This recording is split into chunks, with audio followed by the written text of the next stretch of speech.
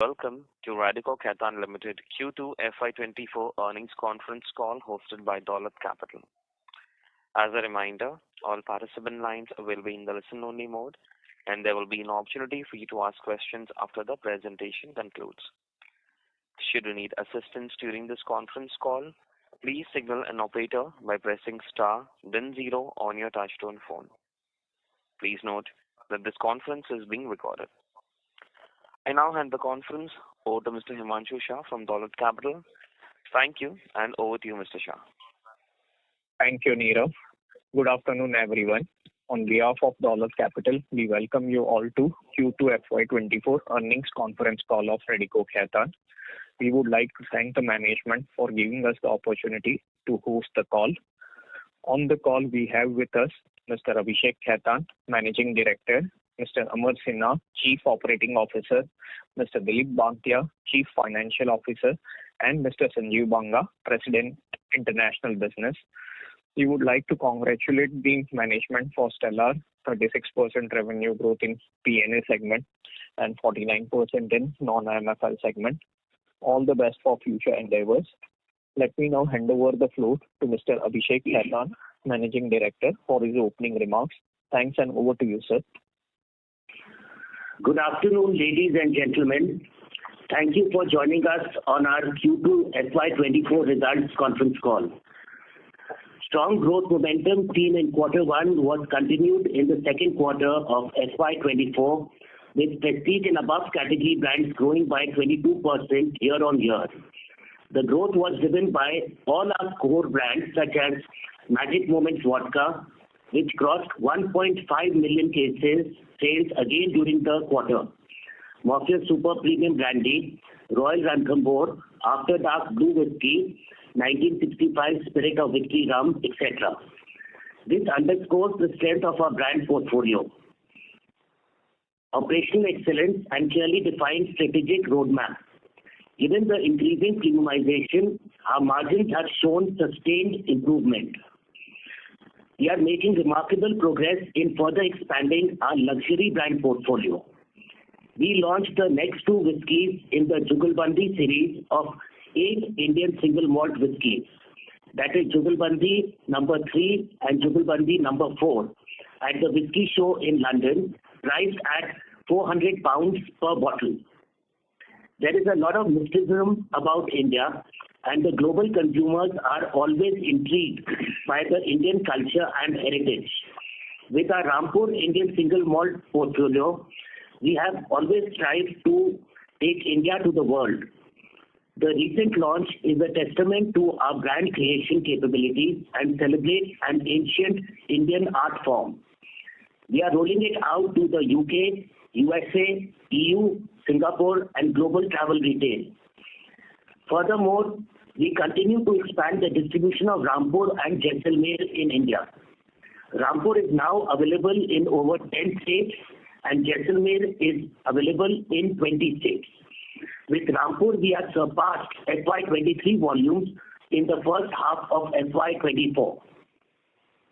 Capitalizing on the growth in the white spirit space and a vodka market leadership, we are planning to launch a unique and premium pink vodka made from 100% natural ingredients under the Magic Moments umbrella. We are quite excited about this product and confident that it will take Magic Moments portfolio to new highs. While we have seen prices of certain commodities stabilizing, the scenario remains volatile for glass and P&A. We continue to cautiously monitor the industry trends. Given the IMFL portfolio premiumization and price increases in both IMFL and country liquor businesses, we have seen our margins improve both on year-on-year and quarter-on-quarter basis. Although we have faced raw material pressure in the short term, but that does not impact the mid to long-term growth and margin trajectory.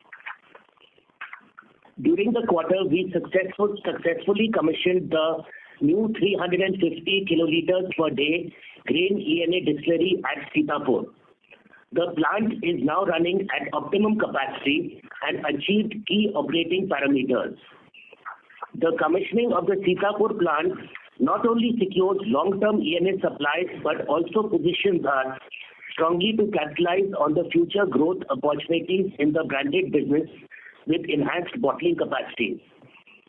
Together with the Rampur campus, the ENA production from Sitapur plant will be able to support the branded business growth for the next 6 to 8 years.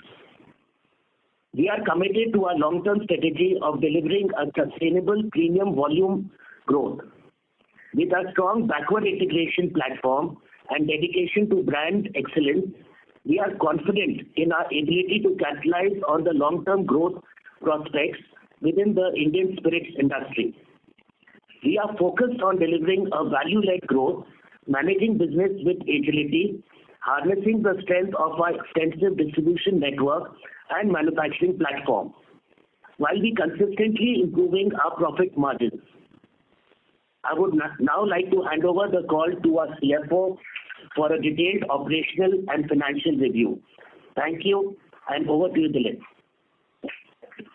Thank you, Abhishek. Thank you, everyone, for joining us on this call today. During Q2 of financial year 24, we reported total IMFL volume of 6.96 million cases, which is a degrowth of 3% on year-on-year basis. Prestige and above category volume grew by 21.8%. In value terms, the prestige and above category registered 35.6% growth. During financial year 23, we had rationalized volume of certain regular category brands as a conscious strategic decision to mitigate input cost pressures. We have recently received price increases in the regular category in defense division. This shall support us the volume in the coming quarter. Prestige and above category now account for 47.1% of the IMFL volume as compared to 37.9% in Q2 of FY23. The percentage of P&A is slightly higher due to the significant degrowth in the regular category. Improvement in IMFL realization is due to the combination of price increases and the continued premiumization. On year-on-year basis, there has been 165 basis point impact due to the price increase on our IMFL sales volume value. Gross margin improved significantly on year due to the price increases and ongoing premiumization in IMFL business, coupled with price increases received in the country liquor business. On quarter-on-quarter basis, despite commodity inflation in ENA and grain prices, we have been able to sustain our gross margin. Although prices of certain packaging material have softened recently, we are cautiously monitoring the trend of ENA and glass bottles where volatility still persists. Overall, we have a strong financial position and comfortable liquidity. During these times, we are taking all necessary steps to sustain our financial strength, maintain robust business model, and grow consistently, competitively, and profitably. With this, we will now open the lines for Q&A. Thank you very much. We'll now begin the question and answer session. Anyone who wishes to ask a question may press star and 1 on your touchtone telephone. If you wish to remove yourself from the question queue, you may press star and 2. Participants are requested to use handsets while asking a question. Ladies and gentlemen, we will wait for a moment while the question queue assembles. Participants, you may press star and 1 to ask a question.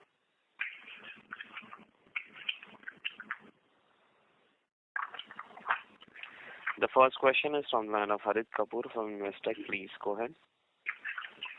Hi, good afternoon. Just had 2 or 3 questions. First was on, the new plant. So, could you please give us a sense of what is the kind of capacity utilization that will be for your own brands, and what amount of capacity will be utilized for selling outside in terms of bulk alcohol, at least for the first, say, 6 to 12 months. If you could give some sense on that.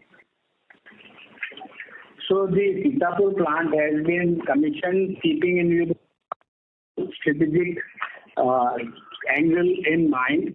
This plant is having a capacity of 350 kiloliters per day. So initially, this is being used for our branded business where we were stock and block, and as you see, our brand business, particularly the P&A category growth, is in the strong double digit. Some of the ENA, grain ENA, will be used for our UPML, which is a new segment introduced in Uttar Pradesh this financial year.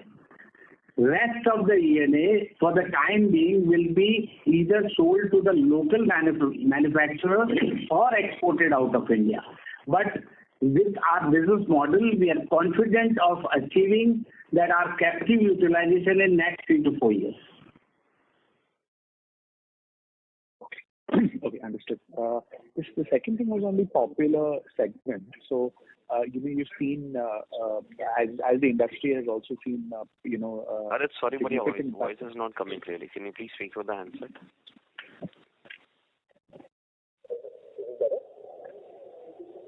Hello, Harit, we have lost you.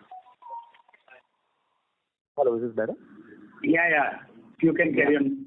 Yeah. So, my second question was on popular. So, you've seen an impact there in the last a few quarters. Just wanted to get a sense whether this is in certain states where the pressure is more, or how are you seeing it? The outlook for this segment going forward. Do you think volume stabilize at these levels? Just wanted to get your outlook on that. So in general, the regular category or the popular category is having a muted growth as far as the industry is concerned.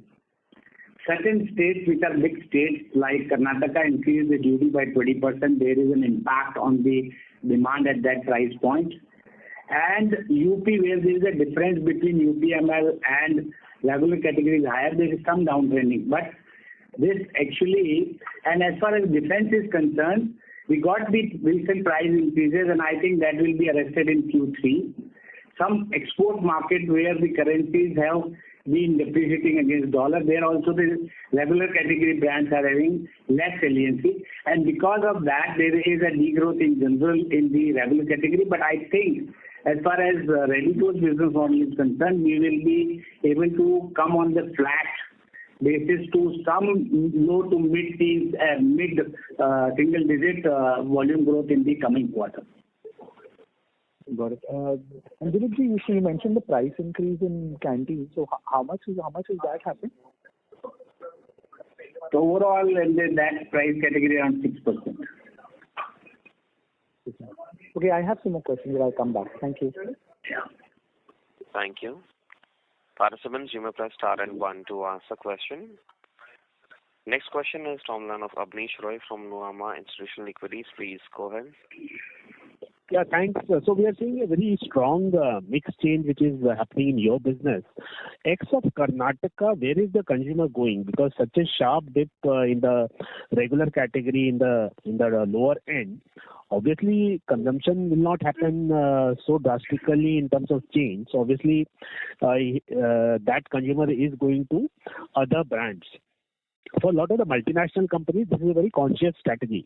So in your case, how much of this mix change, dramatic mix change, is conscious strategy, and how much is a risky proposition from medium long term, given consumer will shift to other and possibly the local brands? So in general, as I said, in this category, the industry is also very, very muted to flat kind of thing. Secondly, these are the two states which I talked about, which are larger ones, but very in general, this is small this thing. And secondly, degrowth. And secondly, as I said, that our focus is P&A and above. So strategically, where there is an input cost pressure, there has been a cut down as a strategic call. So I don't think that is our focus, and I think that will come back where we got the price increase. Okay, understood. And in terms of the advertising and more so surrogate advertising, could you take us through, because you are doing so many new products at the P&A level, especially in whiskey, where traditionally there are other players who are having the higher market share. Could you take us through how that trends will pan out in the coming quarters? Because now Q3 clearly is a festival quarter, but more from a 1 to 2 years perspective, how do you see your ad spends panning out? So see, as far as our ANSP spends are concerned, we feel that despite all the new brand launches, we will continue to be within 6 to 8%. However, when we are right now launching new products, what we are right now focusing on is a lot of on-ground visibility and consumer trials, which will continue for at least the next 1 year. On a selective basis, for brands like Magic Moments, we are continuing with our initiatives on in-film brand integration. For premium brands, we are like for Royal Ranthambore, we are concentrating on golf. So we are picking up events as a prime source for above line advertising, rather than working too much onto the surrogate route. Events is something that's currently being allowed, and if you see the World Cup matches, also practically every liquor company is there, and we are following the event route right now. So I don't see this as a big problem. We have to be a little creative, and the strength of Radico has always been in innovation and creativity for our brands, which we will continue.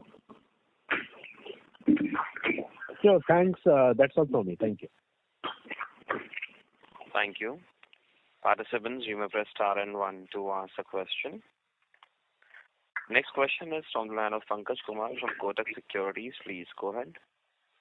Yes, sir. Thanks for taking my question, and congratulations on a very good set of numbers. Sir, question is on gross margin that we have seen. Even the sequential basis, it has improved, though there is a pressure, you said, and the volatile scenario on the raw material prices. So I want to understand what benefit we have got from the backward integration in terms of gross margin contribution for this quarter and going ahead. So we have improved on our gross margin on year-on-year basis by around 260 basis points, and on a quarter-on-quarter basis by 60 basis points. It is on account of the premiumization and price increases. The higher-end products like Royal Ranthambore, Jaisalmer, Rampur Indian Single Malt are having a big traction, and the percentage growth in these segments are much higher. We have been able to mitigate this cost pressure. There has been an increase on broken rice or this thing by around YOY basis around 15%, on a quarter-on-quarter basis also by 4%. Last year, 2 price increase in the glass bottle has eaten away on a gross basis a margin around 225 to 250 basis points. So in spite of that, the margin improvements are there consistently. And I think on commodity side, the season has started. We expect from November end to December, the commodity should also have some softening, and which will have a tailwind to our margin. I think we will continue to improve. Okay. And sir, because now this backward integration, that benefit will also be coming in. So we'll see that will be adding your gross margin, and any outlook, any commentary on that if you can comment. Yeah, so backward integration will definitely add on to the gross margin, but at the same time will add to my branded portfolio more, which will be a value-added products. And so second question is on your overall capacity. So on the bottling side as well as the ENA side. So now with this expansion, so how much we are utilizing in-house in terms of ENA supply, and in the bottling also, how much is the in-house versus contracted in-house? As far as the ENA is concerned, now we are self-sufficient for our 100% of the branded product and UPML or CL. But the point is, on logistic reason, some of the states in southern and all that, which are distant away, we buy the alcohol for a popular product, and to that extent, there is a buying of ENA. As far as the bottling capacity is concerned, we have a very large bottling capacity now at Sitapur, so we will be sufficient for have our own bottling, and I think our own bottling at this point of time is around 55% or between 55 to 60%, and the third-party bottling is around 45 to 40%. And sir, my last question is on the volume growth outlook for the P&A side. We have seen more than 20% volume growth in the first half. So how do you see for the second half and for FY25? Any commentary on that? So we have always been talking about P&A as our focus area, and we continue to focus and have a strong double-digit growth on our P&A category for next 2 to 3 years. Okay, sir. Thank you. Thank you. Participants, you may press star and 1 to ask a question. Next question is from Jay Shah from OHM Portfolio Equity Research. Please go ahead. Hi, am I audible? Yeah, please carry on. Yeah. Congratulations for a good set of numbers. I just wanted to understand that gross margins of 44%, EBITDA of 13%. Is this the new normal now, given the past volatility where we had a couple of issues hitting us? So as far as our business model is concerned, we are confident about improving these margins year after year. At the same time, as I said, that these commodities like the soft commodity of grain and ENA and glass prices, I can't have a visibility more than. So if it remains at steady state at these levels and all that, then we will improve on our gross margin as well as the EBITDA margin, giving our premiumization and product portfolio. Yeah, and you also have the backward integration benefits kicking in. So. Yeah, that's part of the whole business model. Right. And secondly, this prestige and above sales, which is already 64% of IMFL, so effectively 50% of company revenue. Where can this peak out? I know your focus on strong double-digit growth, but does it peak out at, say, 60-70% of the company revenue? How should we look at it? So this quarter there has been double impact. One is the regular has degrown by 15% or so, and this has grown by 22%. That's why the mix of that is around 47% in volume terms. However, as our business model further going forward, we expect that the P&A in a normal state where it grows in mid-low digit by the regular and P&A in double digit, we will be in the range of 55 to 60% on volume terms in the P&A category. Next, in 2 to 3 years. Okay. Thank you very much. That's all. Best wishes. Thank you. Next question is from line of Kaustubh Pawaskar from Sharekhan by BNP Paribas. Please go ahead.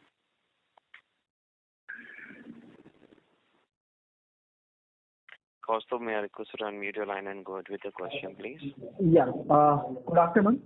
Good afternoon, sir. Thanks for giving me the opportunity and congrats for good set of numbers. So my question is on the debt front. So now the major capex has been done. The factories are now operational.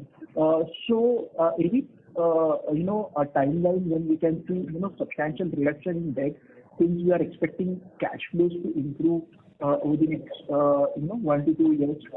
So any thought process on that front? So yes, the major capex has already been done and commissioned.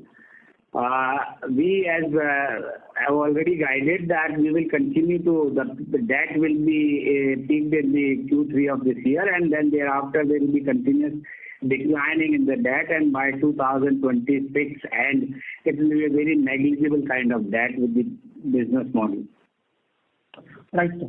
And sir, talking about the EBITDA margins, we have seen sequential improvement in the EBITDA margins. This quarter, the margins stood at around 13%, and we have guided that by end of FY24, margins should be close to around 14 to 15%.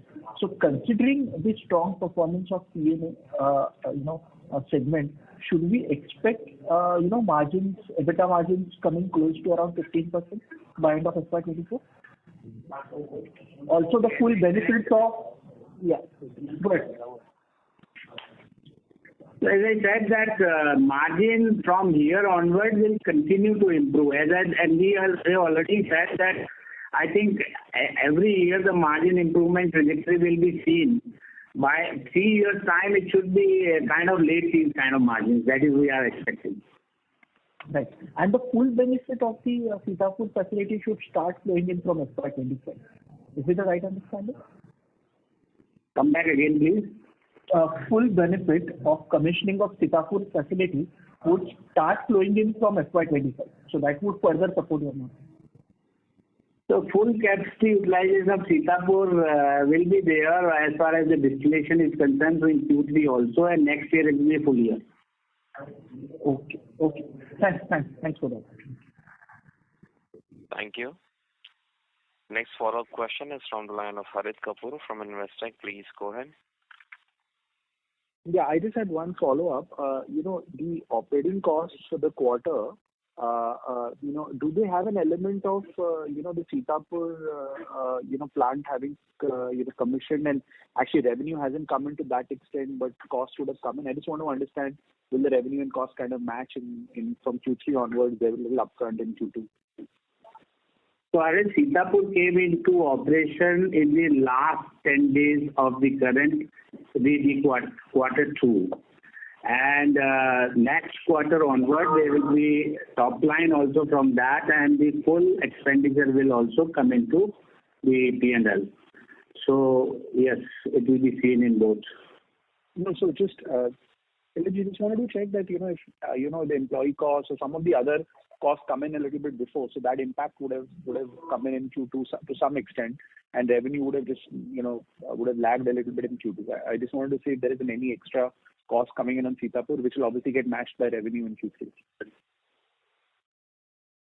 So actually from here onward, the interest, depreciation and all that will be charged out, and I think you will see, as I said, I can say only this with this business model and integrated business model, with the Sitapur coming into full operation, we will continue to improve on our margin because there will be backward integration benefit also, and the premiumization which is going on will continue to further strengthen. Sure. Okay. Thank you. Thank you. Next question is from the line of Anurag Jain, individual investor. Please go ahead. Good afternoon, sir. Congratulations on the excellent quarter for the premium and above segment. It's a record quarter for the segment, and with sales touching almost 500 crores.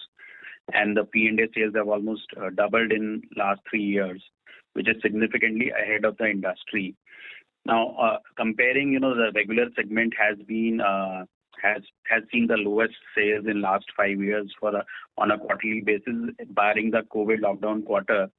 Now, from the previous questions, I gather that there are 2 reasons. One is at the industry level, and second is management's own evaluation that the sales in regular segment will not be margin accretive, so you have probably given up those sales. So now, based on these 2 factors, what would explain the decline, like 50-50, or which is the larger reason for the decline in volumes in the regular segment between these 2 factors? As I said, one, industry, I can't have the division or the separation between that what is on account of the industry and what is on account of this thing, cost push. But yes, of course, we are doing the regular segment in certain states where we make reasonably okay margin. A certain state where it is very, very minuscule or negative, I think we are doing away with those volumes. So I feel like that because cost pushes across, and defense has given the price increase this at the end of the last quarter, Q2. Certain more markets will give the price increases in those areas. Then, as the industry is concerned, industry is growing in mid-single digits. So we will continue to come on that in next year. This year, the H2 also will be flat to some growth. All right, sir. Thank you. And I have one more question on the export segment. How has been the performance of the export segment? And for Radico, is now the export segment bigger than its largest state or not? Well, in terms of export, we've been doing fairly well. We are in fact one of the largest exporter of IMFL from India, and we are seen increase in the acceptance of our brand, especially the luxury portfolio across the world. There have been a few issues in certain markets because of the local currency situation, but I think overall we continue to keep growing. All right, so thank you.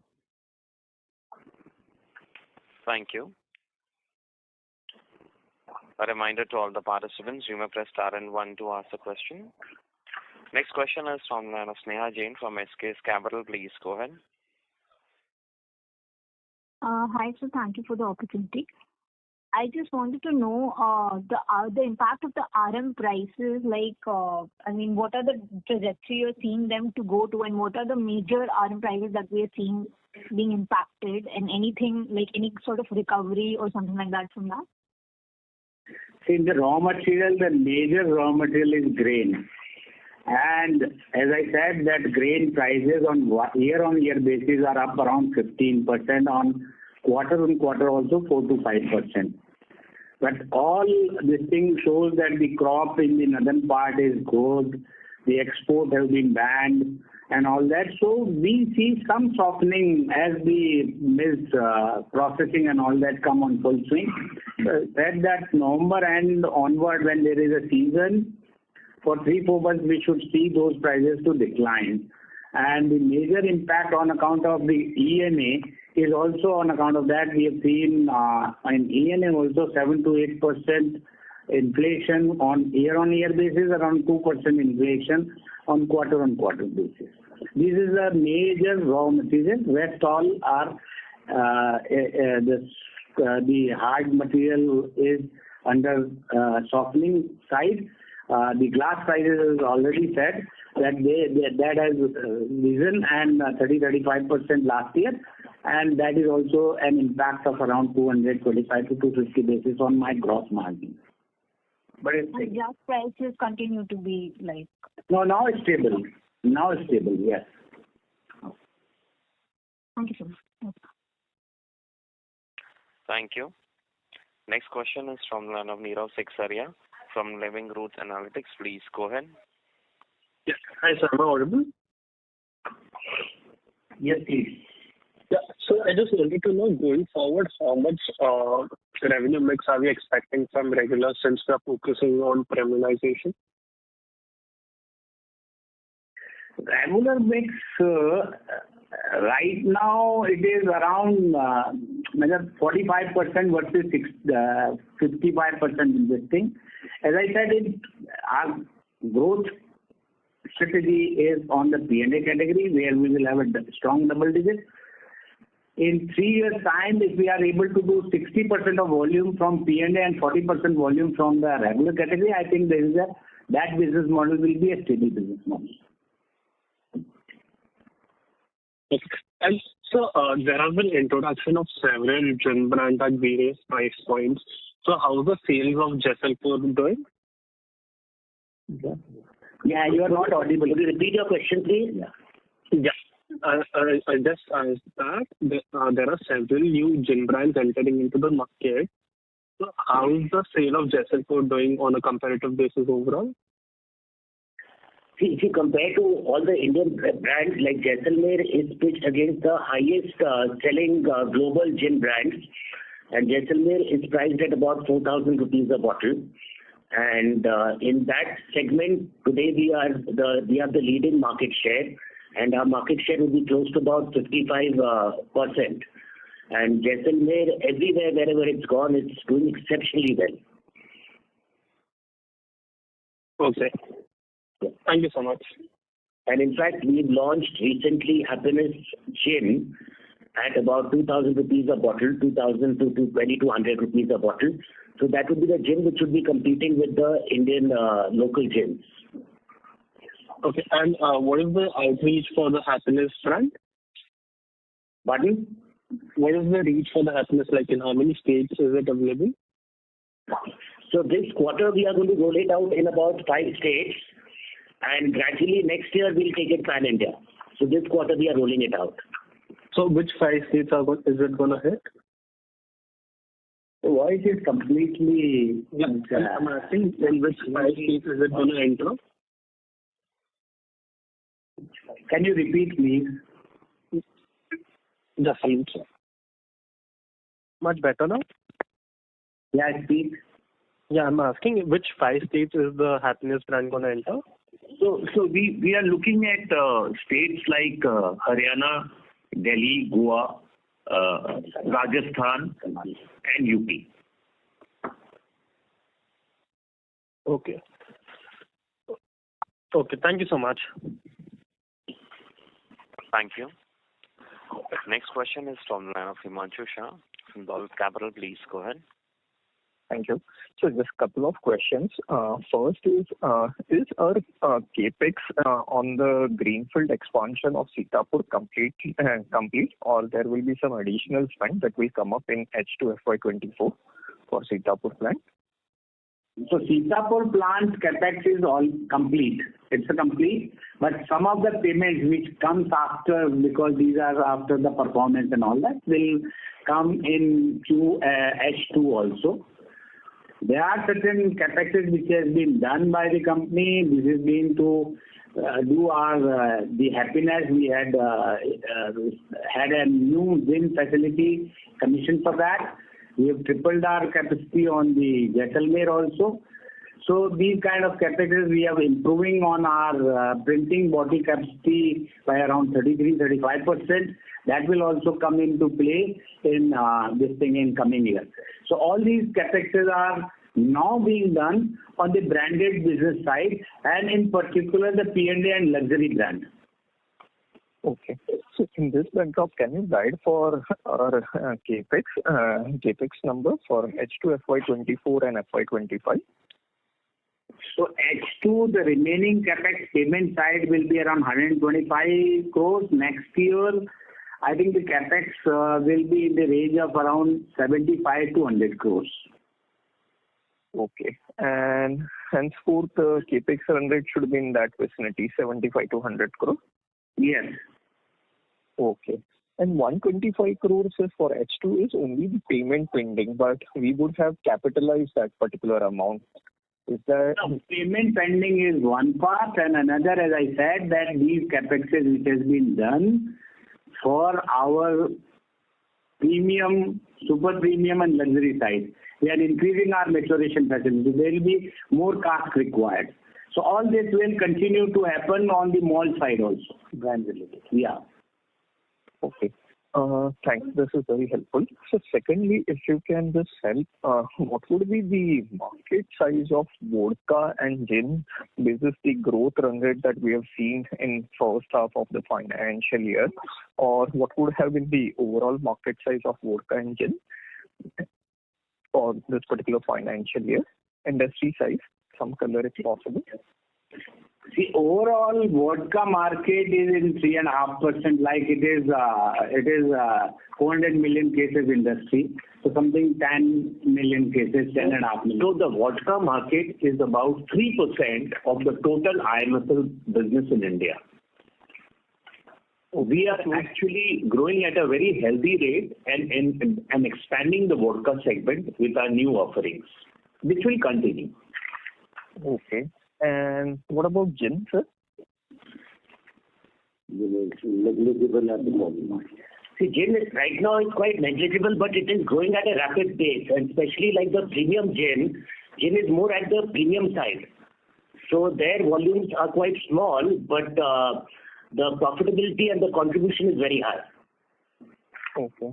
And so just the last question, can you help me with the distribution of Royal Ranthambore, like it's available in how many states, Jaisalmer, Gin, and just two products?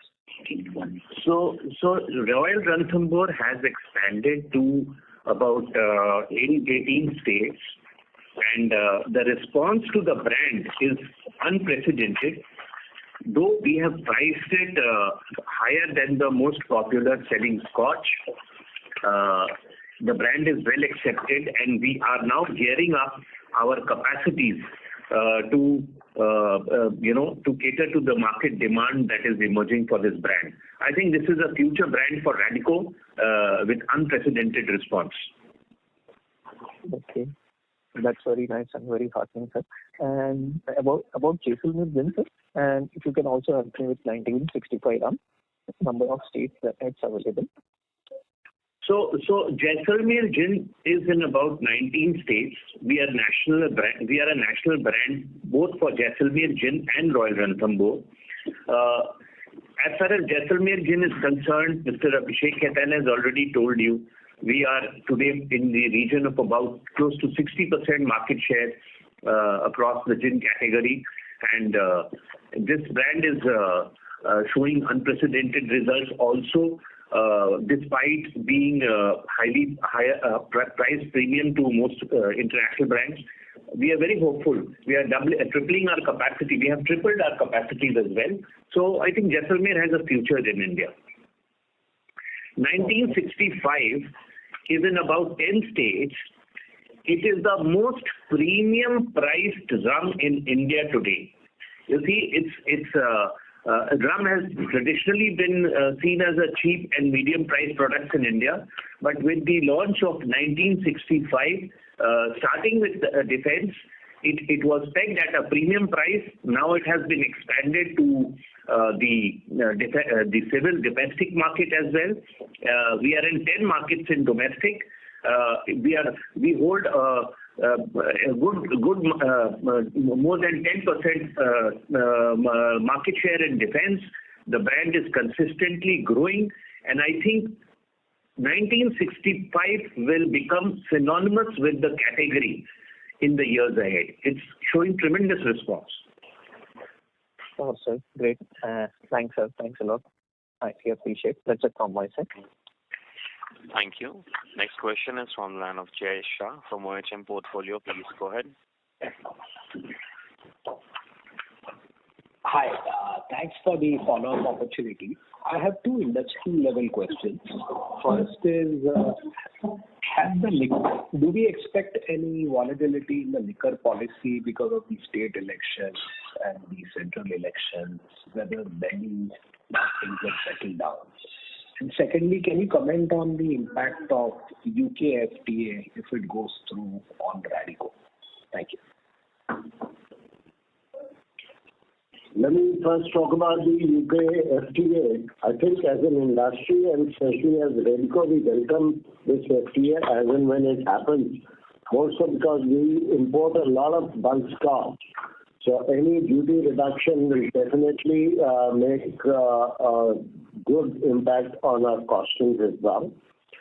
In terms of overall industry, the more Scotch malt is available at competitive prices, will definitely improve the quality of Indian blends as well. And with India premiumizing the portfolio in the beverage alcohol space, so even the international brands, when they come in, there will be a big boost to the industry and the P&A category. However, our want has always been that it should be a level playing field. So the British side would also have to do away with some of the non-tariff barriers. Once that happens, the export of IMFL and Indian whiskey and rum will also increase substantially to the UK market.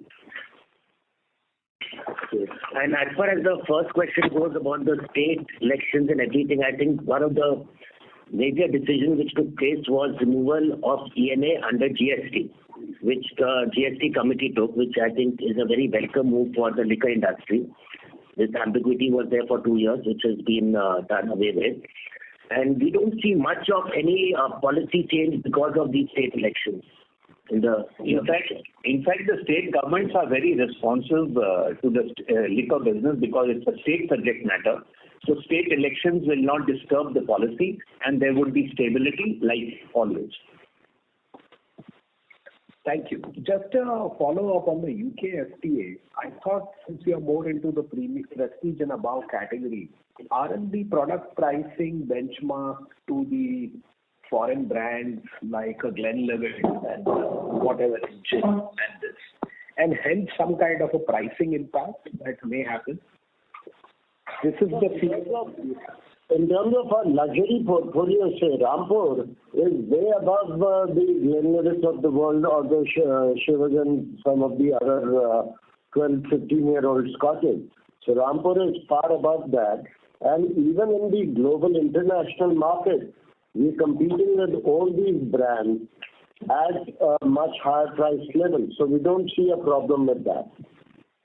But with the vodka, gin, and the other ones, I mean, Rampur, Jaisalmer may not be, but the other brands. No, I think it's a very important to understand that Radico has already breached the international brands price positioning, whether in India or abroad. We are selling at higher price points, and we don't see any competition coming to our brands in the immediate future, even despite FTA. Secondly, as far as gin and vodka is concerned, there will not be any impact of the duty reduction because the thing is everything is locally made for the gin and vodka. I see. Thank you. I'll take it offline. Thank you. Thank you very much. As there are no further questions, I will now hand the conference over to the management for closing comments. So